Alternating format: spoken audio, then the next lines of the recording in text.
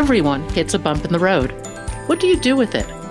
Be inspired as we explore the ways people experience, navigate, and manage the ups and downs and twists and turns in this road trip called life. Welcome to another episode of Bump in the Road. The basic podcast is always free. We also have a premium subscription called Bump 2 that lets you listen in on extended behind-the-scenes conversations with our guests. Check it out at www.bumpintheroad.us. Kamin Samuel was the first African-American woman to fly helicopters for the Navy. She went on to a successful corporate career and owned her own business, until it all fell apart. What emerged afterwards was a very different life path. Today, Kamin is a speaker, coach, and therapist. She is the author of numerous books and co-author of the Conscious Luck Workbook. She holds a PhD in Positive Neuropsychology, a Master's of Science in Information Systems, a Master's of Arts in Spiritual Psychology, and a Master's of Science in Spiritual Science. Kamin is an amazing and fascinating person. Come join us. Kamin, welcome to Bump in the Road. If you would, tell us your story. Well, first, Pat, thank you so much for having me here. It's such an honor to get an opportunity to share with you. And my story it has definitely been quite a windy road with a few bumps in there. And when I left college, or it was about second semester senior year, is when I decided to go into the Navy. I was the least likely person to go into the Navy, and definitely the least likely to become a Navy helicopter pilot. I had my older brother had been in ROTC, and so when I was younger, like about 12, he'd come home and I'd put on his cover and I'd salute and practice when he wasn't around. And it just got inside of me, and I had a bumpy start. I had a bumpy start to become a helicopter pilot. I originally said no, I wasn't going to do it when they offered it to me. It was too much running, too much swimming. I wasn't an athlete at all, no athletic ability, I thought. And so, but there was a moment on the beach in Myrtle Beach, South Carolina. I was on a senior trip, and I look up and there's a formation of helicopters flying overhead. And I was like, well, maybe. And I was like, God, are you sure? So I called my recruiter and said, what are the chances of switching my package from, I was going to be supply corps, which was the closest to business, and went into aviation. And he said, I'll give you a call right back. He called me back and he said, okay, your package has been switched. And I'm like, no, I haven't decided yet. I just asked what are the chances. But that sealed my fate. And I went on to flight school. I had so much trouble, not an athlete. So I failed every run. I could swim, so I passed those, but runs were difficult for me. And so I really struggled. But when I got my commission, I made a decision to be number one in the command. They said, if you are number one, when you graduate from training command, you get the squadron of your choice. And I said, okay. Now, I had never flown, Pat, ever. I had never even thought about flying 6 months earlier. And so that was a tall order. And I ended up doing that, graduating number one, surprised everybody. I just kept my head down, quiet, because I was scared mostly. I was, trying to get by every day, but did that, and I didn't get the squadron of my choice. I was so devastated by that. I had worked so hard. I cried for days. But what I didn't know was the needs of the Navy outweigh the needs of the one. And so at the time, because there were so few women, they were moving us from coast to coast and in pairs. And it just happened that Norfolk was the place I went. So I had to there were many, getting my commission, getting my pilot's license and flying in the Navy had many bumps, but I just had to keep bucking it up and keep moving forward. Flying is just magic, I think. What's it like to fly a helicopter? Well, it takes a lot. Many people will say it's, chewing bubble gum, hopping on one foot and patting your head all at the same time. And I love flying helicopters. It was just a joy for me because there's something about being able to control it just above the earth, a few feet above the earth in a hover, and then being able to pull the collective and move the cyclic and move it forward and take off and see the land, see the water towers. We navigated a lot by water towers and towns, and that to me was so fun. Navigating is an interesting issue. I started flying in the days before GPS, and it was really difficult. Yes. I mean, you'd look for towns, you'd look for roads. I mean, I could look at my map, but it didn't really help me very much. We even looked for the color of roofs. Like if a pilot had gone out when I was a flight instructor in San Diego, we had to do these visual flights with our students, and if somebody had gone out before us, they'd come back and say, okay, there's a blue roof over here, so you're going to turn left there. And so that was a lot of fun for me. What happened after the Navy? So about 8 years in, I did nine all total. About 8 years, I realized I was no longer a fit. I was doing really well. Was number one, number two in every command that I was in, but I didn't want to go back out to sea again. And it was the choice point. If I was going to move my career forward, I would have to go to sea as ship's company next. I had done 2 6-month deployments, but I always had a heart for being in business. And so I got into a business. I got overextended in a business. And so when it was time to leave, I actually expected this big chunk of money. I knew I was going to get my paycheck. Plus, I had saved up um, all of my vacation. I had 60 days payout that I was expecting, and I needed it. And when I went in on the second to the last day in my career there, they gave me a check for a small fraction of it. And I said, well, where's the rest? They said, well, we took it all. You owe the government. And the truth is, I knew I owed the government. I had taken money to stay in and I had a plan for paying them back, but they recouped it right away. And so I don't remember having this thought before, Pat, which was in that moment, I said, I'm going to have to file bankruptcy. And I said it with such energy. And 14 months later, I ended up filing bankruptcy. I had the foreclosure of two homes, and it was devastating. You talk about shame and guilt and fear, and I was just paralyzed from even taking action because every day for 14 months, I was like, if you don't do X, you're going to file bankruptcy. If you don't make a sale, you're going to have to file bankruptcy. And so that just caused everything. And I just went down that path. And there was a moment when I got the discharge papers, the foreclosure of two homes, and an IRS audit all within a 3-day span of time. Oh my God, I can't even imagine the stress. It it literally brought me to my knees, and I did not think I could survive. And that afternoon, I remember standing in my kitchen of the home I was living in at the time and looking at the knives and thinking, I don't know if I can do this. I can't recover. And in that split second, Pat, I realized that the rehearsal of the bankruptcy had led to the bankruptcy. If I rehearse not being here, I will cause that too.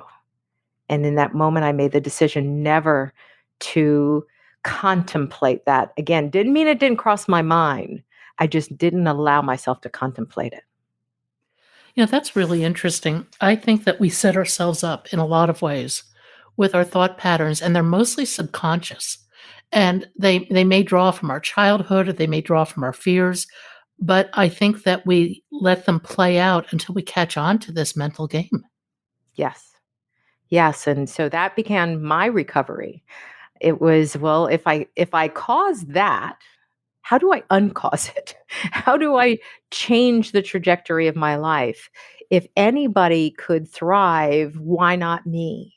And it became this path of really connecting to the things that I love to do, monetizing them slowly, surely, investigating things until I could recover. And it was quite the process, but it was something that I love sharing with people now. Back then, I hardly had told anybody that I had had a bankruptcy because there was so much shame and embarrassment involved.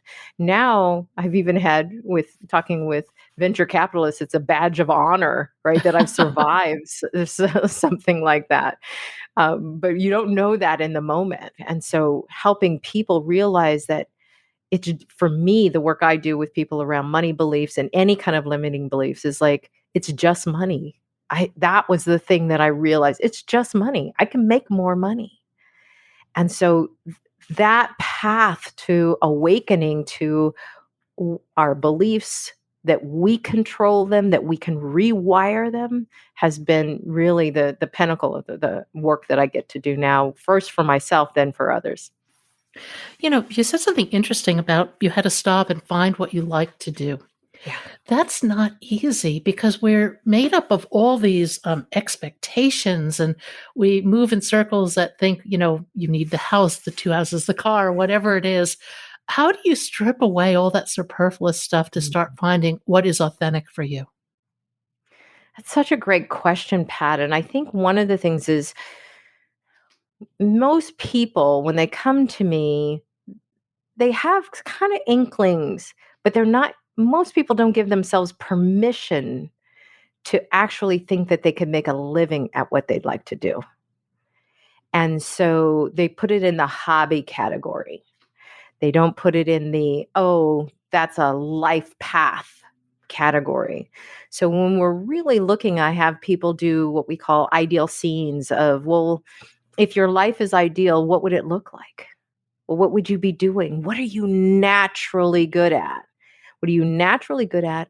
And what do you love to do? And that pairing of the two, because it can be anything from, I have studio owners who are, extraordinary world-class Pilates instructors, and they have gifts that they give away. And then I work with them to monetize those. Or executives who are naturally gifted at humor, and they do that for their job, but they haven't like translated it across their lives. So I'm always looking for where somebody is in flow, and then how do we create a path for you from there? And then the work I do with coaches, same thing. They're looking for their niche. And it's not necessarily about a niche. It's about, who do you prefer? What are the things you love to talk about? And where do you lose track of time that gets, that we look at and document and begin to test and monetize slowly into, how do you get to make that a career? Now, flow is one of my favorite topics, because I think it's such a fascinating phenomenon, and it's something we can all learn to do, which I find just amazing. And having experienced flow in various parts of my life, oh my gosh, I would wish it for everybody. Yes.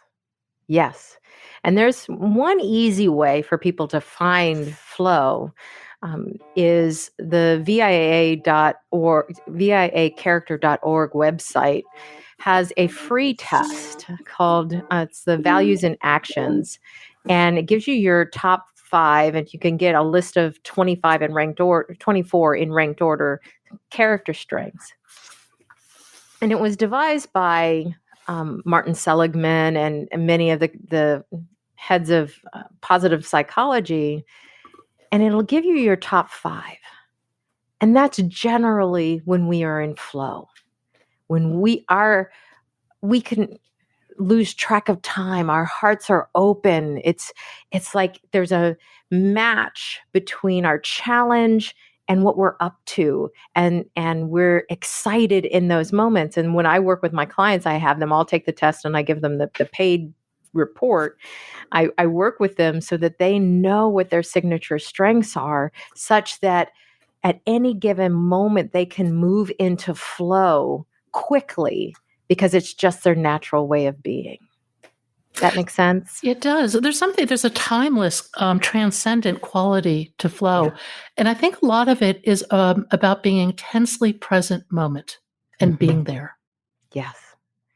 And being connected, being connected to that moment of what are you doing? What does it feel like? What is It's not that it's just fully effortless, but it feels effortless because it's so natural to you. And so it's for me, it's such a joy to help people. I like to say fall in love with themselves when they know what connects them to their flow. And that can be, for me, gratitude is number one. Number two is love of learning, which is why I have collected degrees over the years. And so that is something that each one of us can, even just asking our friends and family, like, what do you think is my top strength? And I call it their superpowers, right? And what do you think are some of my character superpowers? Is it honesty? Is it gratitude? Is it love? Is it spirituality? Is it leadership and gathering groups? Because when we are connected to that, we can do almost anything, truly. Did you ever experience flow flying? Oh, frequently, Yeah. frequently. Because one of my most magical days was I was still in flight school, but I had the weather flight, which was the very first flight of the day. And I remember taking off and coming back, and the sun was just coming up, and just walking back and just knowing that, like, I was on top of the world. Or on any beautiful day in the helicopter I flew, which was the CH-46, we could do a lot of different things with that. We had to learn a skill called vertical replenishment, where we kind of slid the aircraft from one ship to the next, delivering groceries, delivering other things, bombs, and we love to deliver groceries on different ships. And those days when, again, your skill matches your environment and your opportunity, that was just joy, just pure joy. You mentioned you like to collect degrees. You have quite a list of degrees. Yes, I do. And talk about them. But I'm very curious about how you move from general psychology into spiritual psychology. Mhm. Um, Talk about that a little bit. So I have three masters and a PhD. I have a master's in information technology from the Navy, from the Naval Postgraduate School.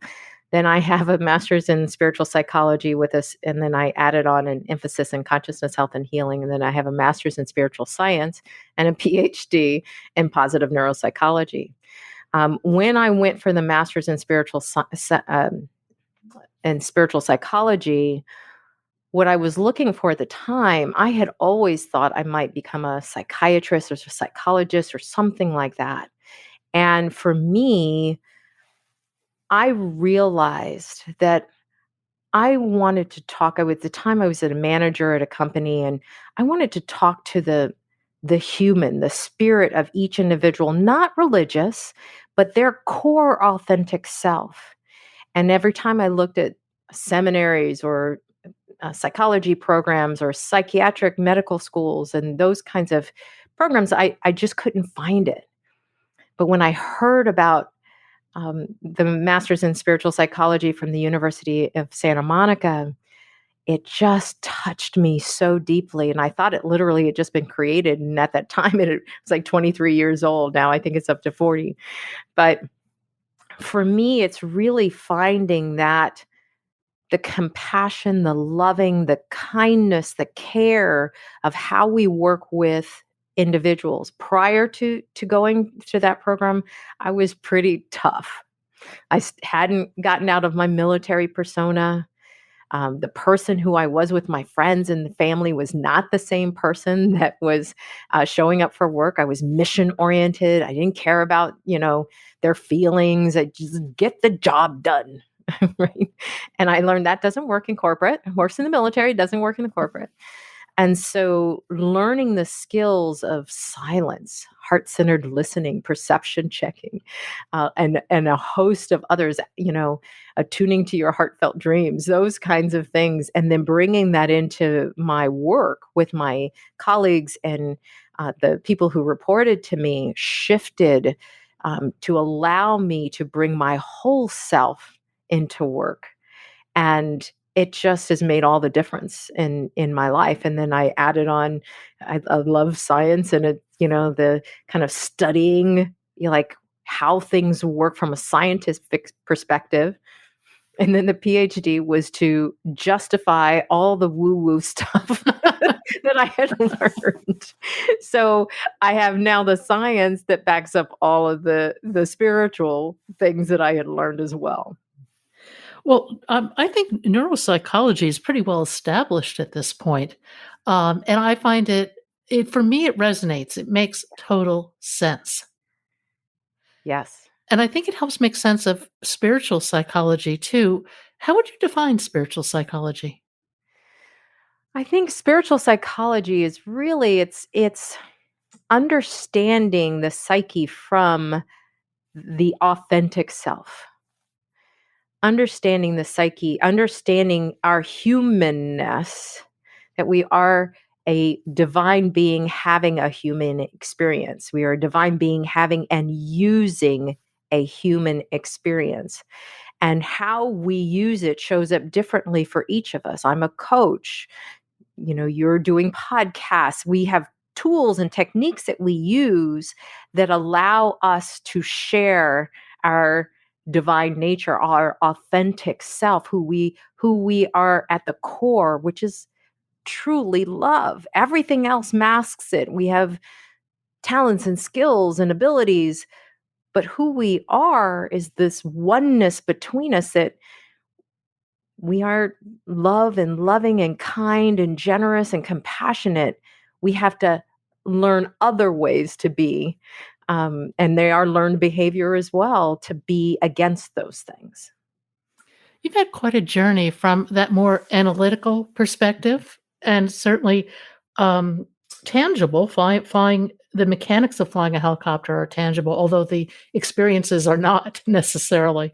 But from that through business to spiritual psychology, that has to evolve. That has to involve stripping away a lot of elements of yourself to try to find that essence of who you really are. At least that has been my experience and my path in life.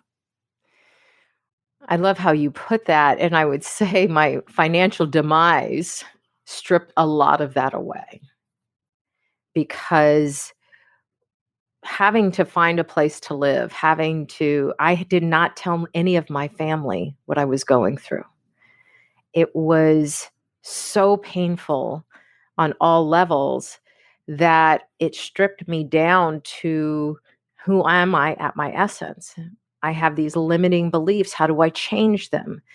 For me as a being, I really saw that all I had was my spiritual beliefs at the time.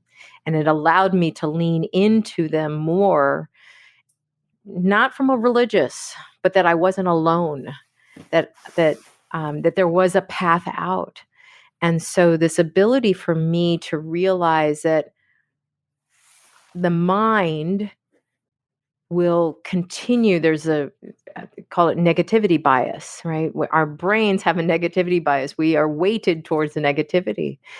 I had to learn to rewire my brain for positive, for abundance, for wealth, over and over on a daily basis, to see opportunities, to ask, and I do say this, ask the universe for assistance, ask others for assistance, and to grow from the inside out. And that's a lot of the work that I do today as a coach, and coaching a myriad of people, but really helping them release those limiting beliefs that they've picked up. Most of them were from younger ages, even childhood.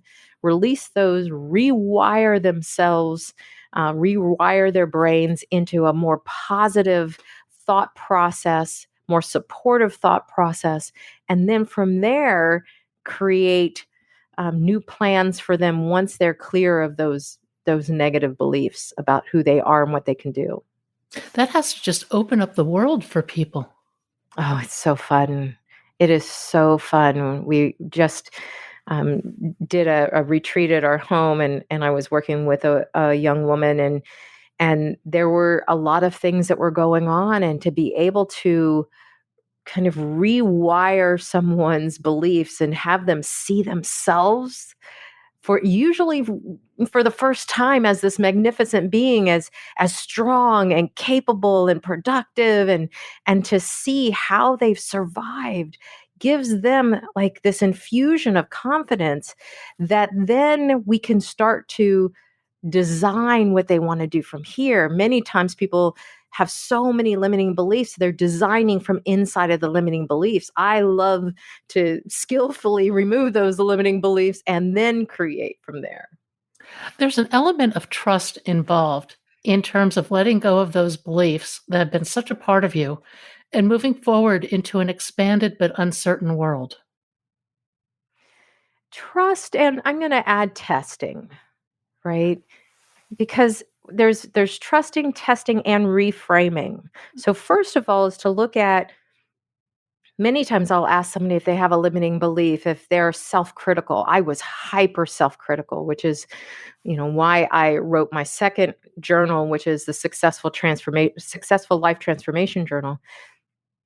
I wrote that because it was really sharing my path from being a hypercritical. I was so brutally critical when I was in corporate of myself first and then others. And so by the time I get to the back lot, there's a light there. I was already like, you said this was stupid. You can't believe you did this today. And I had to find a way out of it. And I was in the University of Santa Monica at the time. So I created a rating scale as part of a project that we had to do. And the rating scale was from 1 to 9.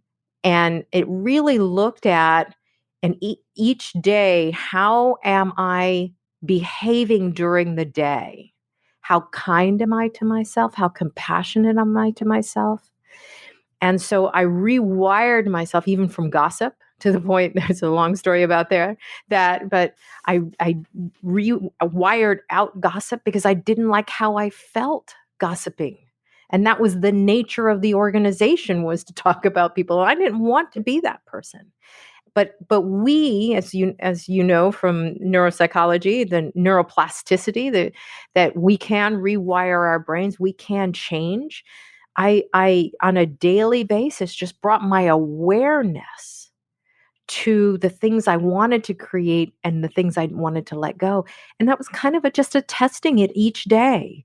And slowly and surely, I was able to rewire my brain, evolve how I thought about myself and my circumstances, see more success in my life, and then be able to make different choices from there. Have you ever got involved in any meditation?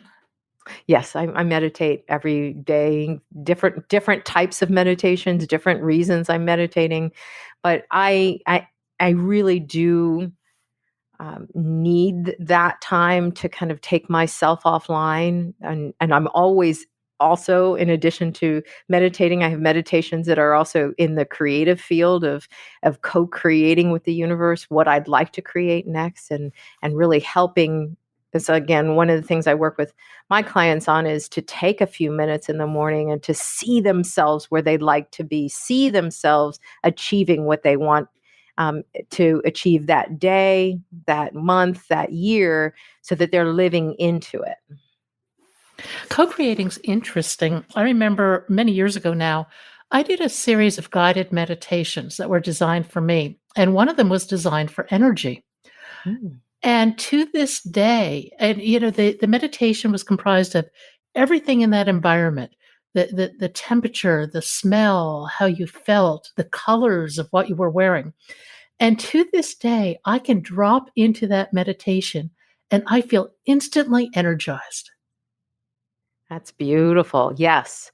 And there are walking meditations. So people don't have to if they think, "Oh, I can't sit still." You can do a walking meditation. I do a years ago, I used to do a gratitude walk. I lived in Marina Del Rey at the time, and I would go to the beach, and it was just myself, and I would just Saturday morning walk along the water and just be so grateful for everything that was in my life. That to me was a meditation. Some people I have there's some on YouTube some 1-minute meditations that people can do, and it's really this ability for us to slow down, slow our brains down, slow our breathing down. Sometimes it's just focusing on a breath and know that we are more than our bodies, our minds, that we are in that spaciousness of that meditation.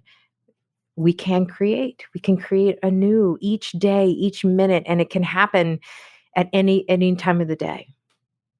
I think in that stillness and that spaciousness is something very magical. And one of the things that happens is you learn to take that peace with you wherever you are, which is profound. I mean, it impacts the way you react and behave.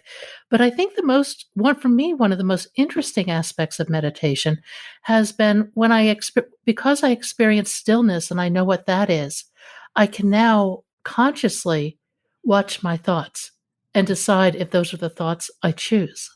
But I couldn't have done that until I experienced silence. That's so beautiful. It really is because if we don't bring ourselves to the awareness of each moment, it's a level of presence that in that moment we get to make a choice.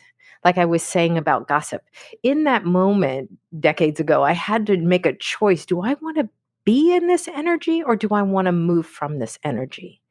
Because I wanted to be positive. I wanted to put more joy in the world, more light in the world, more love in the world, no matter where I was. That's what I want to walk into any space with.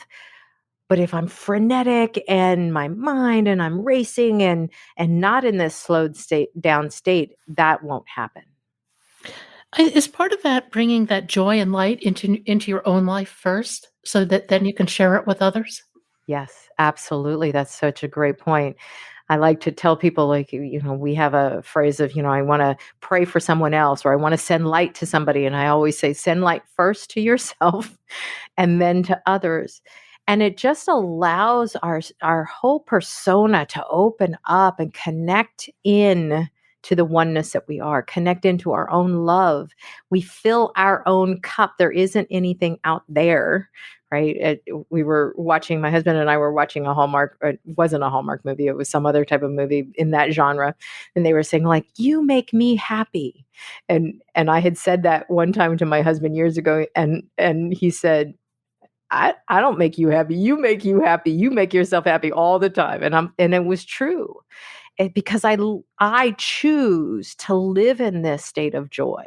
And I also am very careful of what I watch during the day, what I put my attention on, because I want to put my attention on things that will, continue to grow, continue to thrive in the world.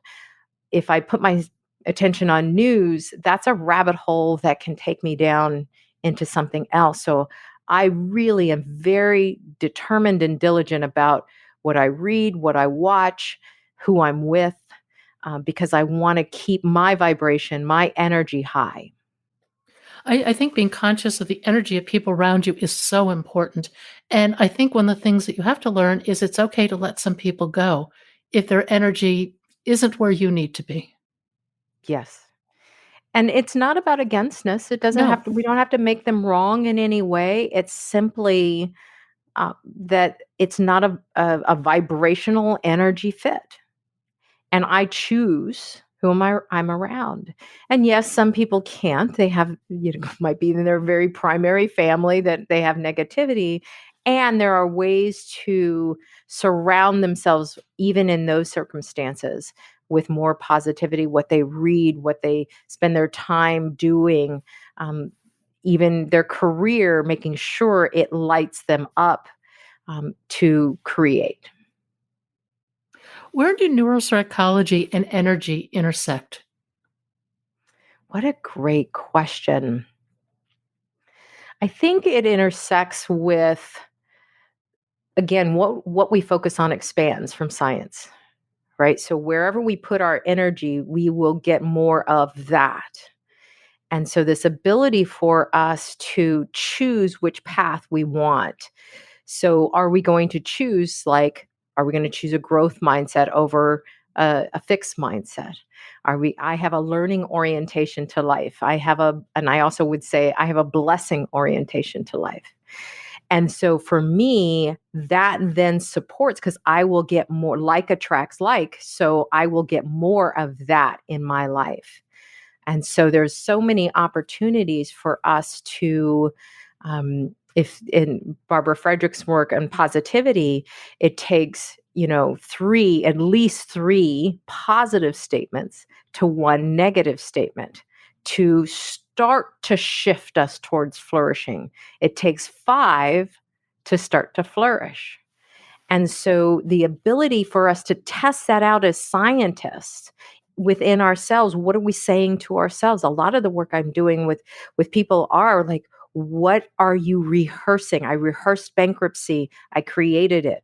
If I rehearsed suicide, I would have created that. I rehearse wealth, that's going to lead to something else. I rehearse my creativity, that's going to attract like in that realm. Going through that bankruptcy period had to just be so brutal. If I recall, it was partly due to some malfeasance of some of your employees, if I'm not mistaken. It wasn't. I work for myself, but the person, it's not about the person who had kind of talked me into doing something. What the blessing, again, I said, I have a blessing orientation to life. The blessing that came from it at the time, I didn't know that I had a voice.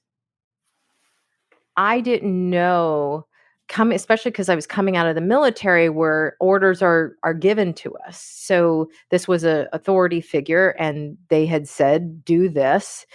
And I felt it in my solar plexus, in my gut, that something was wrong. And I didn't speak up. And so many times when I'm working with people and they say, oh, this happened, and it's not that I caused it, but were there signs that there was another path? And for me, there was. I didn't take it because at the time I was still trusting outside of myself. And so helping people learn their own inner wisdom, learn the cues in their body that alert them that something is wrong, that we bypass, is one of the greatest gifts I have in the work I get to do. That's incredibly profound. I think many people going through life, and I'll say particularly women, find that their voices are not heard. They don't register. And it becomes something of a pattern until you address it. And you're so right about the answer to finding your voice is within. It's always within. Yeah. And we may not have skills, but we know enough inside of us to make new decisions. So we might have to learn something, but our voices are strong. And the other thing that I learned during that period of time was there are two voices inside of us, inside of us. One is that lower self, that negative self that's like, oh, we have to do this, fear of missing out. We'll just go for it over here. And then we have one that's our high self, our peaceful, authentic self that is guiding us. Many times, especially going back to meditation, if we haven't gotten quiet, we don't notice any difference between the voices, and the voices actually, Pat, sound the same. It's the same voice tone. It's just one is a feeling of frenetic and the other has peace to it.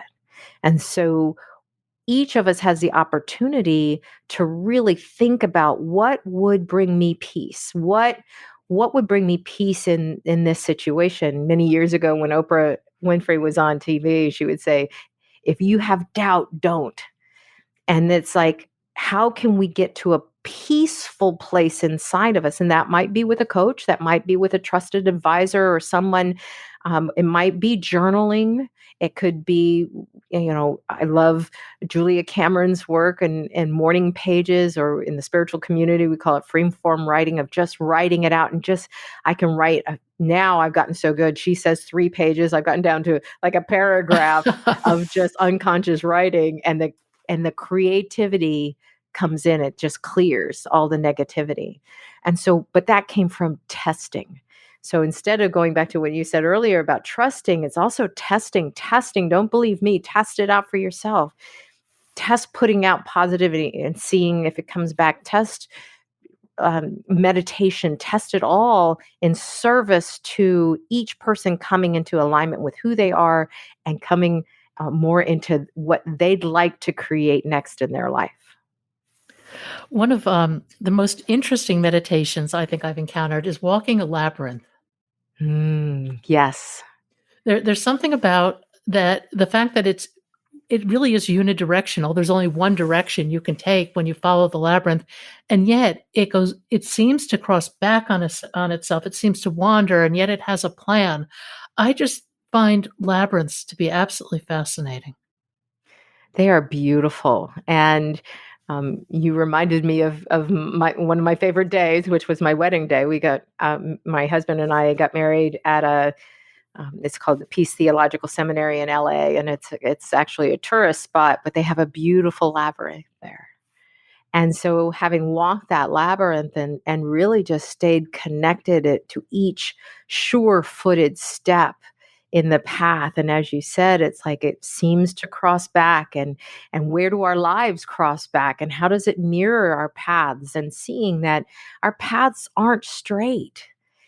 They are like like we say as pilots, we're off course more than we're on course. And so our ability for us to realize that our lives, it's okay for our lives to be off course. We just want to nudge it back, and we don't want to overcorrect. I talk a lot about stair stepping, not big leaps in their lives. Like, yes, you want to make X number of dollars, which is a lot more than you're making now, but what's the very next milestone? A small incrementals. And that's actually how you walk a labyrinth.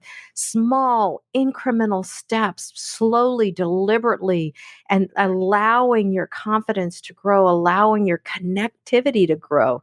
That to me is pure joy. Now, your point about that this is not a linear path is a very well taken. This comes up again and again in so many conversations I have with people. And I think that so many of us in our younger years, we go into these programs, into these jobs and situations where it is very linear. It's a very linear experience. And I think as you go along and you realize that really life is not linear, you have to develop a new vocabulary. And it's a vocabulary of intuition, of evolution, of change, of uh, not being sure on occasion. It's a very different approach to navigating life than what we were brought up with, where you go to the right school, you get the right job, you have the right house, the right car, the right husband, whatever it is. That's all an illusion. Yes. Somebody'd like it on paper that way. It doesn't show up that way. And I have 2 quick stories from corporate. I was web operations, and I thought a great career path. And one of my bosses at one point said, Kamin, no, you do not have a good career path. And he took me outside and he's like, look, if you have to take this job. And I'm like, I don't want that job. I want to stay over here. He's like, if you don't take this job, there's no real path for you. So I took the job. It was a program manager job. It was the toughest year of my life, not because it was hard, but because I was out of sorts. It wasn't my natural habitat. These were all project managers who were excellent at their job, spreadsheets. I was not a spreadsheet person. I just wanted to, I was a firefighter. Keep the website up and we get the products up, all of that. But that year changed the trajectory of my career because it allowed me to be now qualified for e-commerce and other things. The second one was, and after that year, I had the greatest year. Everything was going great. And they came to me and said, we want you to take, um, we want you to become senior manager of online merchandising. And I was like, no, I'm in the perfect job. This is awesome. And then the next person came, the boss of that boss said, you need to take this job. And I said, no, I don't want that job. Third person came and said, you need to take this job. I'm thinking, there's not a job. The music's going to stop and I'm not going to have a job if I don't take this job. Pat, I took that job the very first Monday after taking that job was one of the greatest days of my entire corporate career. What I didn't see until that Monday was since the age of 8, I had been getting the Sunday Times. I'd be laying on the floor looking at all the sales section. And I didn't know, I got no money at 8, 10, 12, but I loved the sales section back in the day. And so, and that was what this job was. I got to bring in the Sunday circulars and we had coffee and I brought in breakfast some days and we read the papers and we looked for new online merchandising things that we could do. And it just lit me up. It was one of the most joyful things that I could do. So our paths, sometimes that intuition, we have to pay attention to the signs in our life that we step into. We don't know what's going to happen, but generally everything works out for us. And so if we can move in that direction when we feel that energy, there's magic. Movement is critical, don't you think? And the willingness to move. Movement and momentum are critical to every aspect of our lives. As we as pilots know, without momentum, without kind of the energy to support us in the direction we're going, if we are getting buffeted by winds in the wrong direction, we are going against it. And we want it, like, as we started with, go with the flow. Was it Baron Hilton had a great quote from one of his books, and it relates to sailplanes, airplanes without any engines, right? And he says that it is a craft fueled only by the mind of the pilot. That's beautiful. Isn't that? It's one of my favorite quotes ever. And I think that's such a metaphor for life. We face all this uncertainty, areas of lift, areas of sink, changing weather, changing conditions, and somehow we have to find a way to navigate through it. Yes. And I love that quote because a lot of the work I do is coaching coaches, and they fall into the trap of limiting beliefs around money. And it's only limited by our own creativity. It's only limited by what we believe about ourselves, our ability to help others, to lean into service, to lean into what would light me up? What is meaningful? The work, one of my workbooks was Conscious Luck Workbook, and we talk in there, from Gay Hendricks and Carol Klein and myself on the workbook side, and they wrote the book, was, when we want to add fuel to a goal, is to identify how it's meaningful to us. Does it light us up? And how does it benefit others? And that, to me, is the greatest joy I can do with anybody, is to realize from all that I went through is to do this work to help people live and create more, because they truly are the pilot of their lives. Thank you for listening. I hope you'll support this podcast by becoming a Bump 2 subscriber. Buy us a cup of coffee. It's your support that makes this podcast and website possible. I hope you found something in today's podcast that inspires you along your own life's path, because sometimes a bump in the road is actually a portal into a more conscious and meaningful life.